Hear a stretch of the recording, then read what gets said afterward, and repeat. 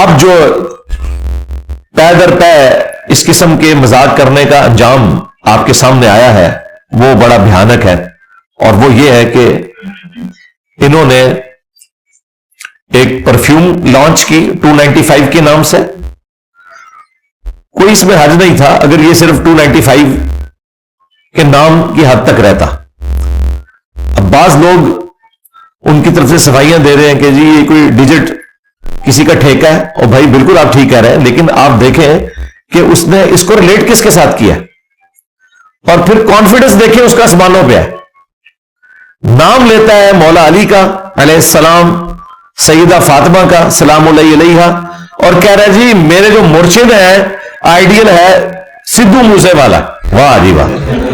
یہ میں شیعہ کمیونٹی سے بھی کہوں گا کہ ایسے بندے کو آپ مولا علی کے نام سے دھوکہ کھاتے ہوئے دیکھ اور سن رہے ہیں کہ جس نے آئیڈیل مولا علی کو ذکر نہیں کیا، سدھو موسے والے کو ذکر کیا، اور کہتا ہے میرے مرشد کے اوپر بھی 295 لگی تھی، تو کیا ہوا میرے پہ بھی 2 لگ چکی ہیں 295A اور 295C، حالانکہ C نہیں لگی تھی. خود اس نے دعوت دی کہ میرے اوپر لگائی جائے. اب اس قسم کی جب آپ ورڈکٹ دیں گے پھر آپ کے ساتھ یہی کچھ ہوگا بھائی، سیدھی سی بات ہے. 295C تو وہ دفعہ ہے کہ یہ دفعہ اگر کسی درخت کے تنے کے اوپر لکھ دی جائے نا تو وہ درخت بھی مرجھا جاتا ہے.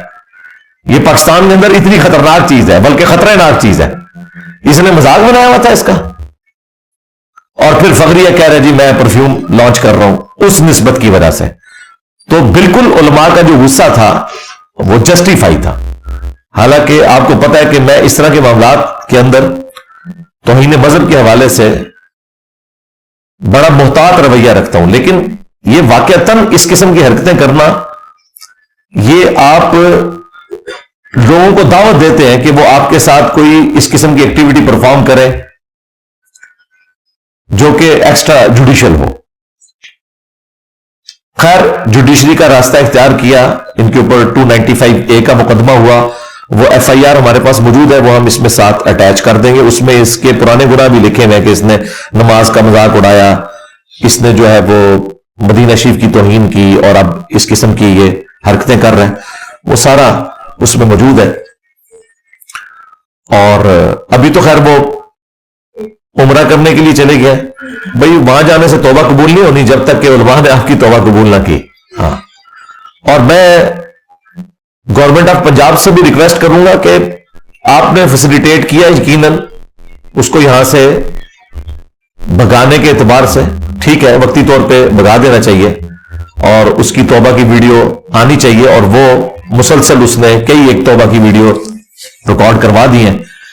ایک میں تو وہ قرآن پاک کے اوپر ہاتھ رکھ کے توبہ کر رہے ہیں، اس کے بعد وہ حرم مکہ میں جا کے بھی توبہ کر رہے ہیں. وہ اپنی جگہ ہے، لیکن قانون کو اپنا راستہ لینا چاہیے. اس قسم کی کوئی اسے فیسلٹی نہیں ملنی چاہیے کہ کچھ عرصے بعد وہ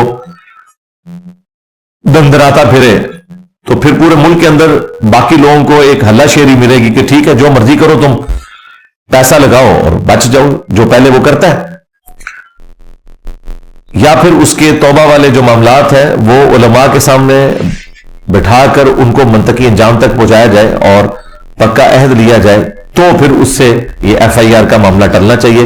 ادروائز یہ جو 295A کی دفعہ لگی ہے بالکل جسٹیفائیڈ ہے. 295A جو ہے یہ توہین مذہب سے متعلق ہے، 10 سال اس کے اوپر قید ہے، اور اس جرم کی ضمانت بھی نہیں ہے. عام جرائم میں تو یہ ہے نا ضمانت ہو جاتی ہے جب تک آپ کا کیس چلتا رہے، اور جب کیس ثابت ہو جائے تو آپ کو سزا ہوتی ہے. لیکن اس میں یہ ہے کہ آپ اندر ہی رہیں گے جب تک کیس ثابت ہوتا ہے یا نہیں ہوتا، آپ نے اندر ہی رہنا ہے. 295B جو ہے یہ توہین قرآن کے اوپر ہے، اور 295C جو ہے وہ توہین رسالت کے اوپر ہے. اور 295B کی سزا بھی وہی 295A والی ہے، اور 295C والی جو ہے وہ ڈیتھ پینلٹی ہے، اس کے اوپر سزائے موت ہے. ظاہر ہے وہ تو سب سے سخت سزا ہے پاکستان کے قانون میں 295C. تو اس نے ایک طرح سے ان سزاؤں کا بھی مذاق اڑایا جس کی وجہ سے ظاہر ہے کہ جو مذہبی طبقہ ہے اس کے اندر ایک غصہ پایا جاتا ہے، اور آپ کو پتا ہے کہ اس قسم کا جو غصہ ہے اس کے آگے آپ بند نہیں باندھ سکتے، نہ پیسے کے ذریعے نہ سٹیٹس کے ذریعے. آپ کو یاد ہوگا کہ پچھلے جو ہمارے آرمی چیف تھے باجوہ صاحب، ان کے اوپر قادیانی ہونے کا الزام لگا تھا، صرف اس لیے کہ ان کی رشتہ داری جہاں تھی وہ کسی زمانے میں کوئی قادیانی تھے، اور اس کی بنیاد کے اوپر ان کے اپنے ہی ادارے سے کسی نے انہیں ڈی فیم کرنے کے لیے ایک چیز مشہور کر دی، تو راتوں رات ان کو عمرے کے لیے جانا پڑا، اور وہاں سے جا کے انہوں نے سیلفیاں کھینچ کے اپنی شیئر کروائی مختلف صحافیوں کے ذریعے، اور ثاقب رضا مصطفی صاحب کو گھر بلا کر محفل میلاد کروائی. اور یہ وہ ساری چیزیں جو ہم نے میڈیا پہ دیکھی. پھر ان کے ایک بڑے قریبی رشتہ دار ہیں جو ہمارے اسٹوڈنٹ ہیں، انہوں نے پوڈ کاسٹ کے لیے بھی ریکویسٹ کی ہوئی ہے، انشاءاللہ ان کو میں نے اس میں لائن میں لگا دیا ہے. تو وہ بتا رہے تھے کہ یہ تو ہمارے گھر کا واقعہ ہے، یہ جو آپ باتیں کر رہے ہیں بالکل اس سے بھی ورسٹ فارم میں ہوئی ہیں، اور یہ واقعی محفل میلاد جو ہے وہ لوگوں کو ٹھنڈا کروانے کے لیے کی گئی تھی، وہ میلاد کے لیے کوئی محفل میلاد نہیں ہوئی تھی، وہ قادیانیت کے الزام کو دھونے کے لیے. تو مجھے بتائیں جس ملک کے اندر آرمی چیف سیف نہیں ہے، توہین مذہب کا الزام لگ جائے تو باقی تو شاہی کوئی نہیں ہے. آپ کو پتہ ہے باجوہ صاحب کی وائف نے مولانا فضل الرحمان کو ریکویسٹ کی تھی ہاتھ جوڑ کر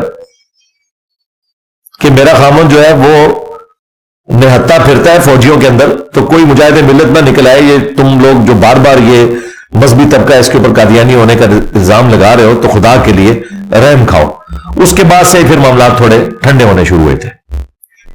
تو یہ بڑا خطرناک معاملہ ہے. عمران خان صاحب کے اوپر جو مرڈر اٹیمپٹ ہوئی تو وہ بھی آپ دیکھ رہے ہیں، وہ جو ایبسنٹ مائنڈ سا بندہ ہے وہ بھی وہی توہین مذہب کا الزام لگا رہا تھا. تو یہاں تو کسی بھی وقت کوئی بھی بندہ توہین مذہب کے نام کے اوپر سامنے آ سکتا ہے. اس لیے اس حوالے سے 295 کا نام لے کر پرفیوم کو لانچ کرنا، تو یہ تو میرے بھائی آپ خود دعوت دے رہے ہیں کہ آپ کو جنت الفردوس تک پہنچا دیا جائے، سیدھی سی بات ہے. ہاں، اس کی وجہ یہ کہ جب یہ ٹیگ لگ جاتا ہے نا تو اس کے بعد پھر عدالت تو فیصلہ بعد میں کرتی ہے، جو مجاہد ملت پبلک میں پھر رہے نا یہ پہلے فیصلہ کر دیتے ہیں. علمی پوائنٹ نمبر 4،